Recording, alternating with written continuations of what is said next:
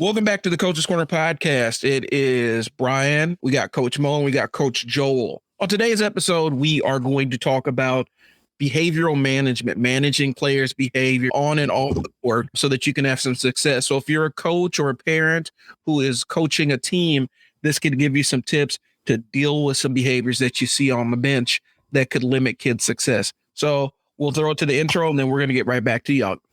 Peace.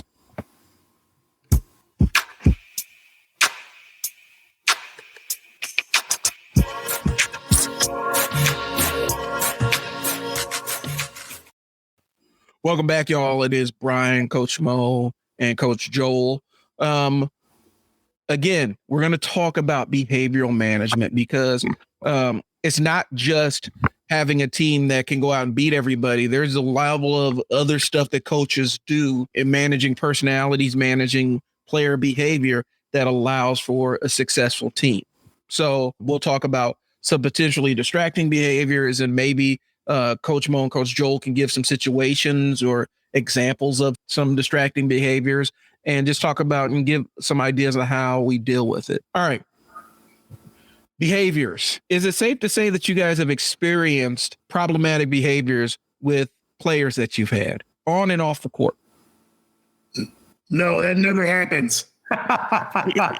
It's perfect. Nothing ever happens. Like, let's do this all the time. And everything is good. Everything goes smooth every single game. All right. Well, that's all we got. We'll talk. No, John. Yeah, we've experienced it. Joel, you being the guest. I'll let you talk about your experience with seeing it on and off the court, on practices. Joel, you have a lot of years into coaching, girls and boys, and we've recently seen things, even since you've been with me. And I'll let you go first. What have you seen? So, yeah, I mean, we've seen a lot of behaviors. On the court, just kids giving up on their own teammates, saying, I can't make anything, I can't do anything, I'm not helping the team. Kids getting upset about not running the play right, whatever it may be. And then they're on the bench, they don't want to be by their team, they're just done. They're deflated, they're done. This is it for their basketball career is what they're thinking at that moment, which, in the heat of those moments, it just really it's kind of bringing them all together and just having a kind of a quick talk and taking a deep breath and letting them know that, we're in this together. Whether we win or lose, it's going to be a team loss. It's not just because maybe you didn't make one layup or you didn't make that pass as sharp as you need it to be. It's the team loss. This is a team sport and everybody knows that. And that's kind of where we have to build from. Okay. All right. So, speaking of that, how do you know where it's kind of crossing over to a point where, okay, it's going to require a little bit more than just talking during the game, like where it's going to be some things that you're going to have to address after the game or bring parents in? How do you know it's gotten to that point where you need to bring the parents in and have an honest conversation? You want me to take it there? Oh, sure. I was following up on that. Joel knows that integrator. Yeah, you can kind of see it in the kids sometimes when you pull them aside and they kind of give you that look, or they don't want to look at you and they're mad at you because you pulled them out of the game. And you can just kind of see the behaviors kind of build one on each other. If they're in the game, like they maybe make a turnover, they're like, okay, they kind of get back on defense, but now they make another turnover, they missed a layup, and you kind of see them throwing up the arms or, kind of hear not cussing, but yelling underneath their breath. I can't do anything right. And that's just after the game when we have a team talk, after the team talk is done, we're kind of holding them and their parents decide and say, listen, how you act on the court doesn't show your team that you want to be a part of this. It shows them that you gave up and that you're not willing to, put in extra effort. And so that next week in practice, we just made it a little bit harder on them and work on those things with them, do more layup lines, do more free throw lines, do more boxing out, more rebounding type drills. I think that they didn't excel in the game. We want to make an extra point of it to address those needs in practice so we're ready to go for our next game. Okay. So, I'm hearing including the parents in on that. And one of the conversations I've had with other people, because I do a lot of talking to other folks, is encouraging people to communicate with the coaches. If the child is having behaviors at school and things like that, keep the coach in the loop so that coach can help out with some stuff. I know Coach Moe, in the early days of Academy, you remember this, where we sat a kid down and made him do his homework through the first part of Academy because he is messing up at school. And so those kind of things, allowing the coach to kind of be in on the discipline as opposed to just yanking the kid out of basketball and essentially hurting the team, but also not really showing this kid the power of committing to a team. So, for parents that are listening, we encourage you to include the coaches in these conversations, especially if they're having, behavioral problems outside of just basketball, because you never know what backgrounds coaches have, where they may be able to talk to somebody or mitigate somebody or even pop up at a school to check in. You never know what tools they have in their bag. So, Coach Moe, for you, when does it cross the line in terms of a kid's behavior to the point where you're like, I don't know if I can have this kid on my team? Wow. And so it typically you start seeing that pattern. Like, I know we do a good job, and you've been with me for a long time. You don't work in this business. Typically you start seeing a pattern. And so you start giving those warnings out. You start, addressing it in practice. You start addressing it in games. Maybe they don't start a game, kind of things there. I think when it starts getting to that point where you've tried to address it in practice, you try to address it in game, but limiting time. I don't believe. I know coaches get all upset when they say, let's just keep the kid off the team. Well, I don't believe immediately doing that. There's always underlying things. We all were raised different and brought up different, and we also don't know what kind of nightmares some of these kids might be going home to. I mean, we just don't know. We just know that when we have them in that moment, we're trying to teach them the best possible, basketball players and young men and women we can. We don't know what happens at home, so we give them second chances. I think it comes to a point when the team feels unsafe or the other players feel unsafe, the constant cussing and the throwing of a chair, when it becomes a safety thing where, and then there's a guardian. We know that things are, that's not the parent, it might be the grandparent that takes them, the neighbor, whoever's the guardian that is constantly dealing with this kid. If you have a sit-down meeting, they don't seem really interested in correcting those, or I've had it over the years. 22 years, you hear everything. I've had where somebody's told me, well, you're not their dad, and you're not, they don't have to listen to you like that. You just need to be quiet and teach them how to do layups. Well, I said, well, here, you see that door you came in right there. I want you to go right back through it, but take your bag and don't come back, right? That's not going to happen. And so I think when you don't have support from the people that are bringing the kid, you've tried those, every avenue, it's a distraction to the team. The team doesn't feel like that, that kid can really, be a productive kid on the team, not playing wise all the time, every part of it. But that doesn't mean you got to score and those kind of things. Being on the bench and being a good teammate, they can't do that. I think that's where you're starting to look at that, the end goal of maybe this isn't the right fit, and maybe this kid needs a little bit more than we can provide. All right. Coach Joel, do you have anything to add to that one? No, the one thing I would say is just that, I've seen it even through my daughter. I've coached her for years, and I see it now. She plays for, Bellevue East High School. And, this is the team that doesn't have the best record, and they have kids giving up on the court, but she's still trying to be that positive person on the court and off the court for her team. She's still trying to fight for rebounds, still trying to take shots, make good passes, play defense, even though they're losing by, 30 or 40 points. So never give up on your team. These are CMA is like family. It's like your brothers out there. So fight for them to the very end. All right. So here's what I want to do, because I'm interested in this thread, and I do want to put it from the perspective of, let's say I'm a rookie coach, and I'm going to give a couple of different scenarios, but we'll go through one scenario at a time. And what I want you guys to do is tell me what to do. Okay. So I'm coming to you as a rookie coach. All right. And whoever wants to go first can go first on it. But okay, guys, I'm a rookie coach. I'm at my wit's end. I got this kid, she's the star of the team. She does everything on the court, but she picks on, she's a bully. She picks on everybody else on that team, and her teammates are hating her. And now we have kids that are threatening to quit the team, and parents that are constantly calling me because they don't feel like their kid is being protected. What do I do? She's our star player. She does everything. So what do I do? Hey, Joel. You want me to take it? Oh, yeah. You got it.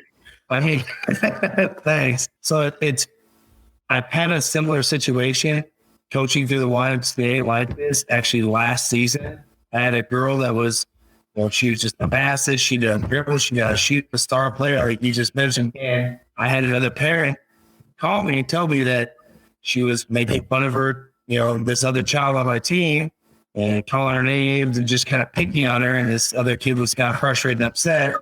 So I kind of just went ahead and went back to the parents of the star player and kind of had them had the parents actually talk amongst themselves outside of my contact.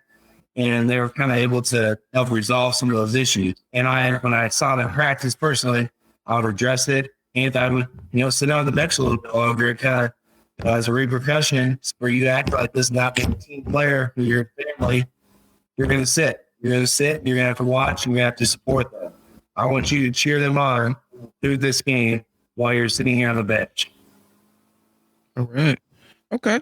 So basically wrapping the parents into this and enforcing some consequences on that kid, even though they're the star player, you may be making some sacrifices in terms of a win or a loss, but at the end of the day, it's kind of it's a moot point because you're teaching a lesson that this kid can learn, they can internalize and take with them forever. Yeah. And I mean, me and Moe have seen it through the 5th and 6th grade team. We've had a couple kids that, they're even going to be able to make it through an entire game this season. And they've increased to now where they're like, get mad at us because we're taking them off the court because they have made it through the entire game. And it's a 9-day flip. And we work with them. We don't give up on these kids. All right. Coach Moe, same question. Kid is on my team. He is my best player by far. There's no comparison, but he's picking on all the other kids to the point where it's a safety threat because either there's going to be a fight, these other kids are going to jump him or something. What do I do? I don't know how to handle this.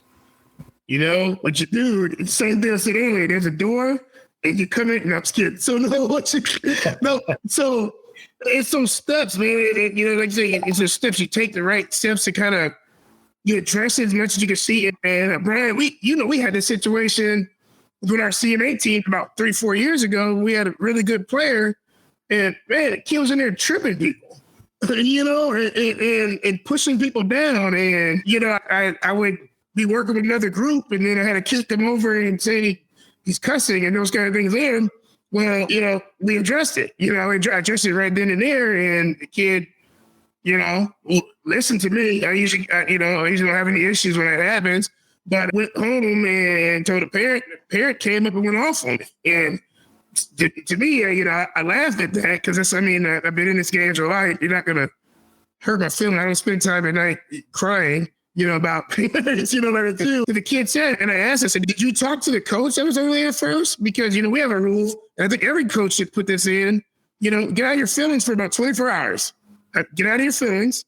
Listen to what the kid says, but your first call should probably be to the coach if you weren't there. You weren't there, and then see what happened. And particularly this mom did. And so my other thing is I had them exit the team because the behaviors were going to change because right in front of the kid, the mom didn't hold the kid accountable. And so if the kid can't be accountable, he don't care if he scored 30, 40 points. We go back, it's cliche, but it's a team game, right? So the thing is, you have to win as a team. So, you might have scored 20 points, but the team beat us by 30, 40 because you weren't doing what you're supposed to do. No one trusted to pass the ball back to you. No one trusted your leadership, and everybody lost because of what you do outside of basketball, what you do on the sidelines. And I think that's probably the biggest thing parents got to realize, that I'm sitting here by your kid. Coach Joel is sitting, Coach Randall is sitting, Brian, you've been in the game. You sit here and we hear the negative stuff this star player is saying, and that doesn't make anybody want to play with that kid. Right. And what will happen is we try to address it, and I've seen it years and years of coaching, and they'll team hop, and they'll go to the next team, and they'll hold them accountable, and they still do like that, and then that coach is down with them, and then the next team, and the next team. And guess what happens? You're a senior in high school, and you're sitting on the bench, or you're a senior in high school, and you're not playing basketball or football, or baseball, or soccer, whatever, because no one wants to be around you because you're detrimental to a team. And that's not, and that's pretty sad because that's something that can be dealt with early on. Okay. So what I'm hearing is, it's kind of the theme that no player is bigger than the team. And so if a player is hurting the team and they're not stopping hurting the team, that's where you guys are looking at, okay, is this the best fit for, is this the best thing to have this kid continue to be on this team, even though they're scoring a lot or whatnot, is this the best fit moving forward? And sometimes making that decision to kind of separate, right? Yep. If it's not the best fit for the team, if the team is suffering under, we don't allow the team to suffer just because of one player. Does that sound about right? Yep. All right. I got a couple other questions, but we're going to take a quick pause for the cause here. I'll throw a break in here, and then we'll come back.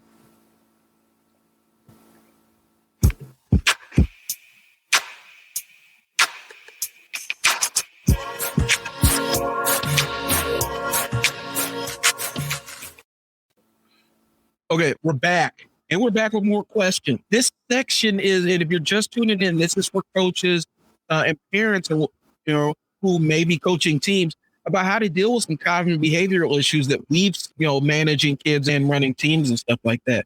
And so now we're going to get into some stickier topics, but hopefully, it helps you guys out there who are listening to this address things on your team so that you can step on these behaviors before they pop up. So again, I'm a coach. I'm a rookie. Coach Moe. Bro, I got this kid. Mom and dad aren't together and they don't really get along that well. But when the kid's with dad, he is a completely different kid than when he's with mom. When he's with mom, he's handling business and respectful, but when he's with dad when he's with dad, it's a completely different type of kid, different kind of temperament, to the point where it's really hurting the team. What do I do? What you do is same thing. Get rid of it. I mean, we don't need it. I'm scared. No. So it goes back. It goes back to having that you respect. Like you said, they respect us in practice. They respect the coaches, and it happens, man. Like when we were all in school. You had that one teacher you really liked. Like, I think Miss Dodge is my favorite teacher in 4th grade. I liked her. In high school, I liked certain teachers, other teachers, and kind of like whatever, they'll open, trip over their own feet, not get hurt real bad. But I still had to be respectful because I knew it was going to be, they're going to call somebody. Well, now, we're in a time, and it always has been this way. But now with social media, a lot of stuff is really highlighted. And so we get that. I mean, there's a lot of homes that are, for the single parent homes. And I applaud the moms, I applaud the dads. They're trying to make this happen. But what happens in the coaching world is the communication is not always there. And I know that's rough. And I've been married to my wife going on 17 years and been knowing her more than half my life, and we hope that never happens. But we've already, we've discussed that over the years. Like, hey, no matter what, we got to make sure we get the kids to the game. If that ever happens, make sure they, So we had a conversation, and I would hope more parents do that. But if you had this kid, and let's say this is not happening, you do your best to get the behaviors as straight as you can, regardless of either parent's there. So, like, make sure they're doing what they're supposed to do in practice. Do what they're doing on the bench on the game. And so we stab this solid to the kid. Now, if we start noticing, and we have it in GMA, we have it. Every organization has it. Mom comes, like you said, Brian, dad comes, it's different. In those situations, what I've done before is I've had a parent meeting individually where I might tell, the parent that the kid seems to be responding a little bit better to. Hey, I really appreciate it. And then this is where my background, working at Boy Scout, working with juveniles, and I might ask, like, hey, what do you do to prepare for practice? I start researching, like, oh, he eats before practice, he does homework before practice, we not take a nap after school, like, oh, maybe it's, okay, that makes sense, and then I'll talk to the other parent, because, if they're not together, they probably don't want to sit there and hold hands and talk, and so I'll talk to the other parent and kind of see what the routine is, like, what is your routine? I'm just happy to get him. Everything's good. We haven't had a funny bunch of candy before the year. He may or may not sleep. We don't really talk about much in short practice. So what I'm looking at, the routines are different. And so I'm getting, one where routine seems to be a little bit more calm, preparing this kid for a 7:30, 7 o'clock p.m. practice, and another one might be, I'm just happy that you're here. And that's fine because, those are tough situations. But in that case, this is where I'd help that parent. I'm like, hey, when it does come, not throwing you under the bus or anything like that too, I think the kid really likes to do his homework beforehand. I really like that the kid doesn't benefit from having a bunch of candy 10 minutes for practice, so we just kind of ease that into. If it gets a little more extreme, I've had it where I've had to actually sit down with both parents together and kind of come up. And what I said is, in general, guys, this is really affecting the kid overall. So we need to be all on the same page. So it's kind of, finding what works with the parent that's working with, or the grandparent, or the aunt, uncle, the neighbor that's working with. And then once that's kind of shaky, find out their routine. And I'm telling you, 9 out of 10, it doesn't match. And it's kind of just kind of finding that medium so we can be successful on the court and in practice and everything, as smooth as possible. We know it's not going to be perfect, but being as smooth as possible. All right. Coach Joel, any pearls you want to put in there? Yeah, no, Moe hit a lot of it. That was really good. I would just say, even too, inviting the parents to practice, just to kind of see the difference. Yeah, see at Dad's house, this is what he looks like at practice. He's kind of sluggish. He's not really going for the ball. He's very lazy, hustler. He just did last one down the court, whatever it may be. And when he's at Bob's house, he's a lot more active. He's a lot better shooter. He looks like he's trying to rebound. He's box out. He's doing all these things we're asking of him. So, and then having the parent just kind of see that for their own self really helps and kind of visualize and put it in perspective what we've been telling them.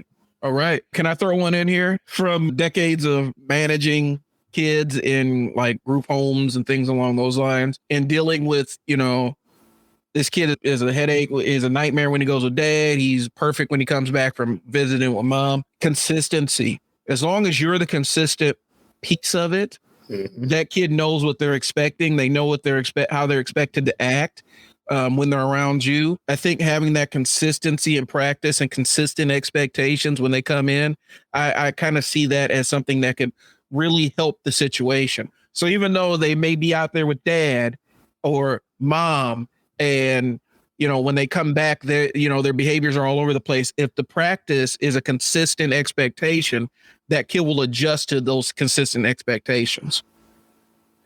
That sound all right? Definitely. Yes. Be that constant. Don't egg them on. Don't egg them on. Like I said, don't have, everything's confusing at, dad's house and mom's house, and then it's confusing at practice. And right. You gotta have something. And sometimes these kids, and right, you and Joe both know, with our backgrounds, we are that period. We are that rock sometimes for that kid. We are that, because so we can't break that. There's many times we got, personal stuff going on. We all do, but for that hour and a half of practice, for that hour game, just taking a deep breath and just being constant. Yep, I understand. Yep, you're right. School's rough this week. Cool. Let's talk about that homework. We'll get it together. Hey, game tomorrow. Let's focus on, doing your job, and we'll get back to it. And that kid doesn't need to hear that. Doesn't need to join that conversation. Just needs to hear that we got their back. All right. I appreciate that. So I got another one. Coach Joel, man. So here's the thing. This kid is my best player again, and my best behaved player. I never have any issues with this kid on the court. He encourages his teammates. Let's say he or she encourages his teammates. They handle business. They do everything I asked them to do without question, and they go above and beyond. They'll stay after. They're the first ones here, last ones to leave. Just your model player. Yeah. but they just got suspended from school for fighting. And now the county attorney's kind of sniffing around because this is not the first time that they've assaulted somebody. And it's starting to get really bad because this kid's getting caught up in some other stuff. They come in and I can smell, I don't think they're smoking, but I can smell it on them. I can smell the weed on their clothes. So whoever they're rolling with is involved in some stuff. How do I address this? Because this is my best kid. I'm scared that I might lose them, not just because they're the best player, but just because I don't want them to stray off the path and ruin their life. What do I do? Well, shoot, I mean, if they're the best player on the team, they're like the model says at press, we're good. I mean, we're good now. I mean, I think it just goes back to communication. I mean, communication with the parents, communication with Moe, Randall, whoever it may be, and just kind of keep us in the loop and let us know, like, if he's acting like this outside of, practices and the games, and he's, on the verge of possibly going to jail again, that, I mean, we may have to just sit him, or he may not play this weekend because he's acting up. So, finding maybe another outlet for him. I mean, what is it that he likes about basketball so much that he's willing to act so well about, and do we need to find another outlet or another source for him to find something to, to harness or motivate danger and aggression? Okay. All right. And I think giving a target to that is a big thing. Also, I know specifically, now I'm shifting back and kind of talking to the parents. Talk to your coach. You never know what resources they have available. Maybe it is a transportation issue. He's got to ride with his kid. His cousin ain't about nothing. And so he's kind of going down that path. Let's remove that block and maybe schedule a parent that can go pick him up from the house. Yeah, and I know that's something that me and Bo talk about all the time. And Randall, that we will pick up any of these kids. We just want them at practice. They can't get better. They can't expect to be playing every weekend if they're not to all these practices. They're not scheme agility. They're not doing the things that we're asking. Right. In my old life, I was known for popping up at a kid's school just to kind of check in on them. And so, parents, this is where we kind of, if you're having some massive behavioral issues, include the coach in on this conversation. Like I said, Coach Moe has coordinated some stuff. I know Coach Joel has coordinated some stuff to address some of the other behaviors. But if it's getting to a point where, and Coach Moe, you can speak to this better than I can. If it's getting to a point where, basketball is the outlet for this kid, but they're a terror everywhere else. What do we do? What's the conversation you have with the kid and the guardians? You start, this is when you start having that real life conversation. A lot of kids we deal with are teenagers. So you start having that real life conversation where you start preparing them. And I've had this conversation with my son. He's 14, freshman. I started having this conversation when he was younger. It's like, there's going to be life after sports. There's going to be life after basketball. And people, you need to, you're going to have to go do something after high school. Let it be college, let it be work, let it be a trade school. It doesn't matter. And people got to be able to trust you. People got to be able to, sit down and think that you're going to be okay. They can leave you alone to run a cash register. They can leave you alone to check in, patients as a nurse. They can leave, that you're going to be able to have to do this. And if you're fighting, you're doing things that are, borderline criminal right now, doing things that can really hurt you as an adult, it's not going to get any better if you don't address it now. And so I had those conversations with the kids, like one day you're going to be, a young adult, women and men that are taking care of everybody in the country. You're going to be, providing something that helps people out. And if you can't get it straight now, you get something on your record, you get something there, it happen.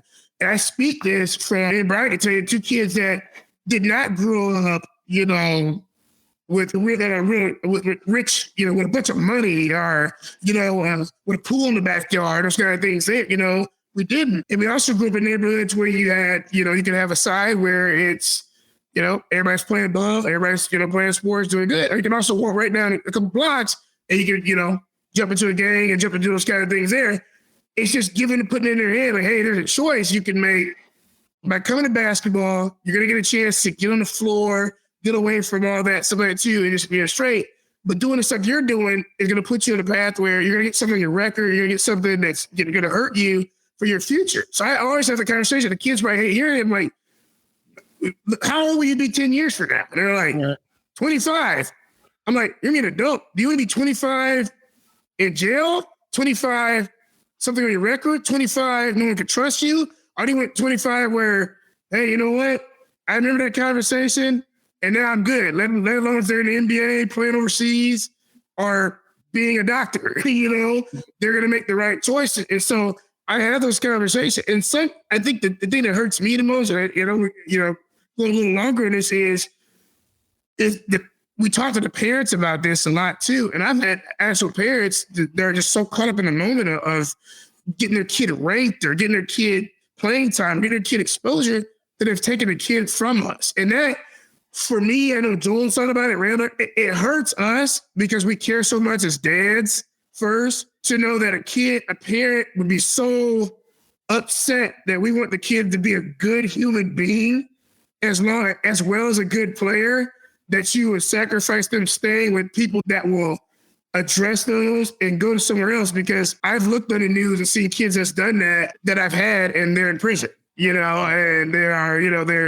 they're on the news for the wrong thing. I'm not saying it's going to happen to other kids, but just because, I don't know what the saying is, but millionaires, if you are a person that isn't good with money and you get $10 million, you're going to be bad with $10 million just as you were with 10, So just because you leave a problem, the problem's going to follow you until it's addressed, And we want to make sure, I know we talking about it is, can we address this? Basketball is one thing, but can we address that? We want you to come back alive each practice. We want you to come back right, not suspended. We want you to come back, to not have a detention and you're late to our practice because you had a detention, and to not run off friends and potential people that can, speak for you for a job, speak for you for a college, a scholarship.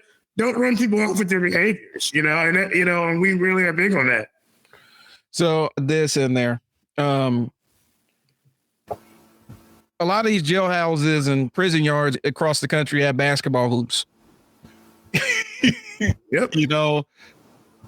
Unfortunately, that's the reality. You can be a phenomenal hooper and still be in jail for your behaviors. I mean, that's the harsh reality of everything.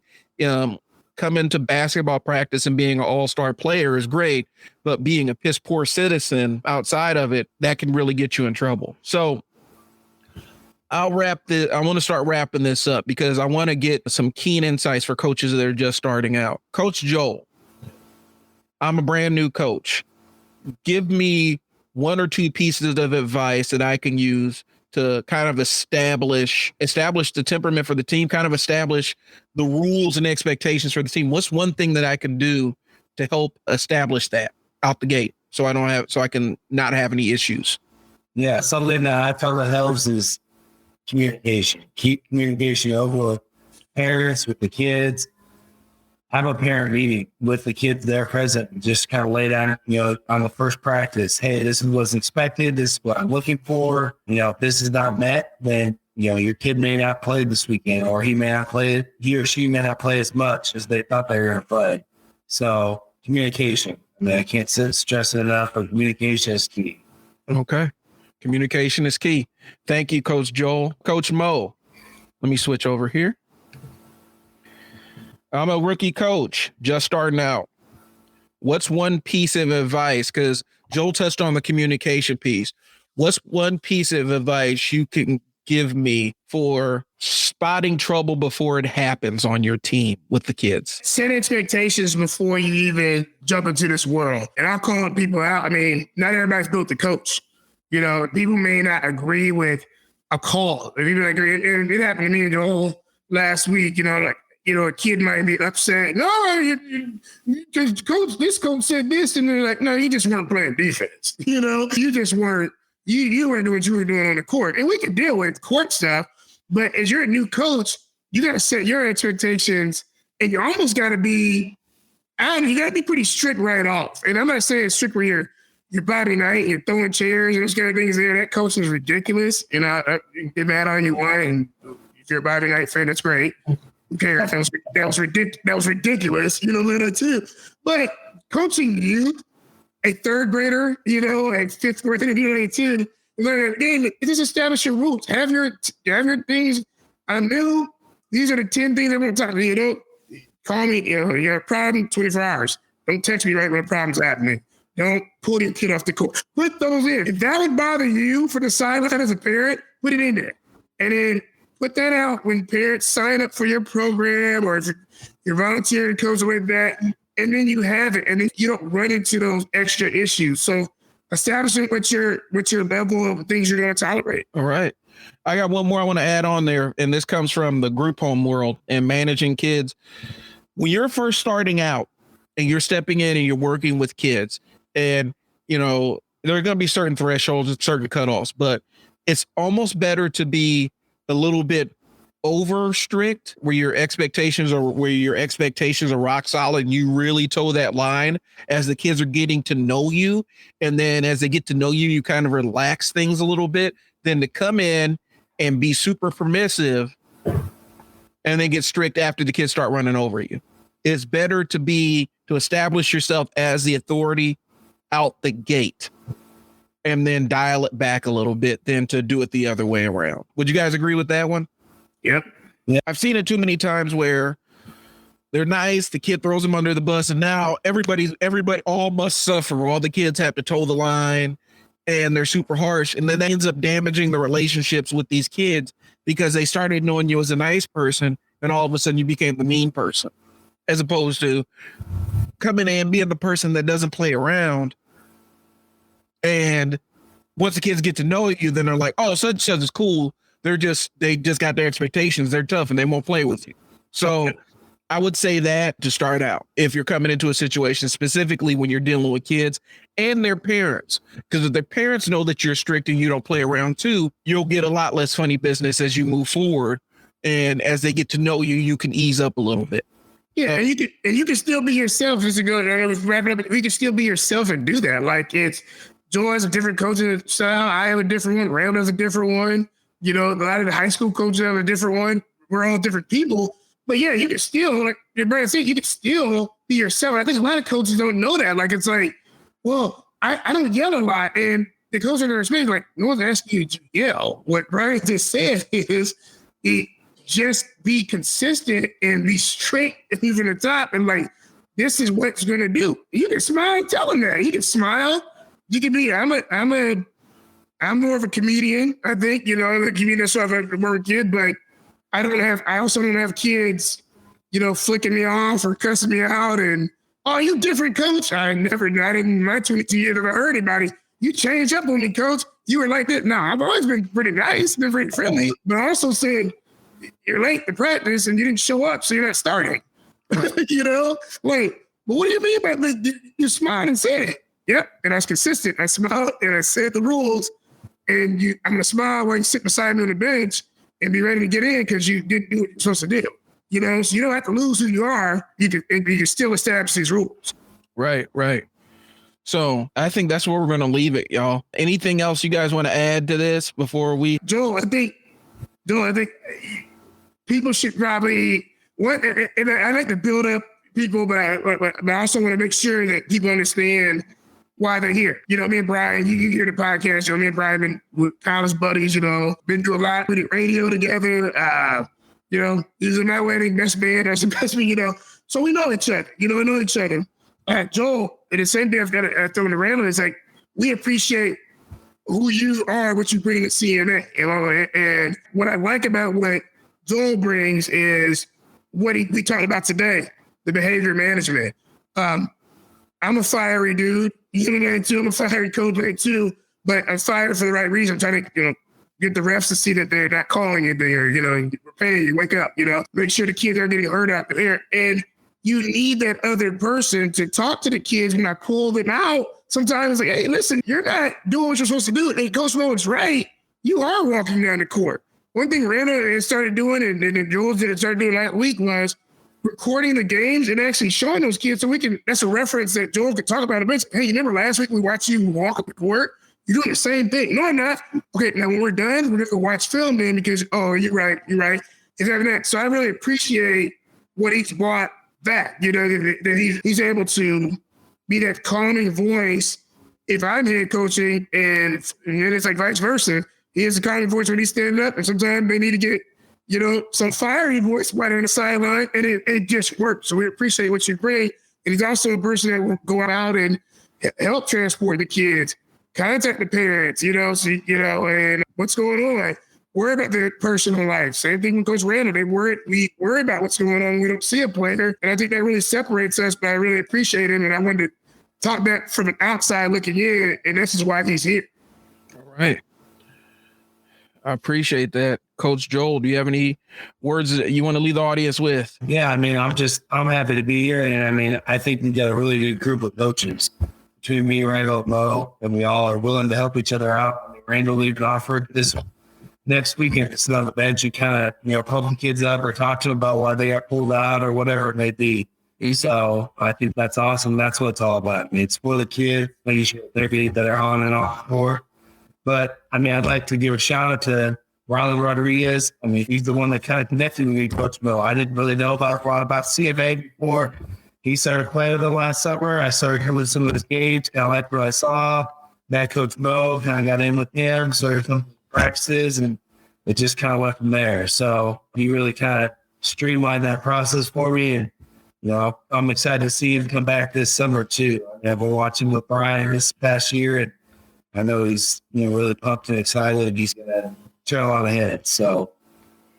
All right, Coach Joel, don't be a stranger. We're going to have you back on. We're going to have you back on in the future. Maybe even get Coach Randall up in here and have the whole crew on here. But thank you guys for tuning in. We appreciate your time. Again, our camp's coming up on Monday, but if you missed the Monday camp, we got another one in the chamber that we're playing, and it's going to be different, but the same, if that makes sense. We're going to be adding the same kind of value to it, but it's going to have a little bit different twist on it. We're still mapping that out, but you can find the link for our current camp in the show notes. And then I'll try to keep the links updated as this episode ages online and try to keep the links for our camps pretty much the same.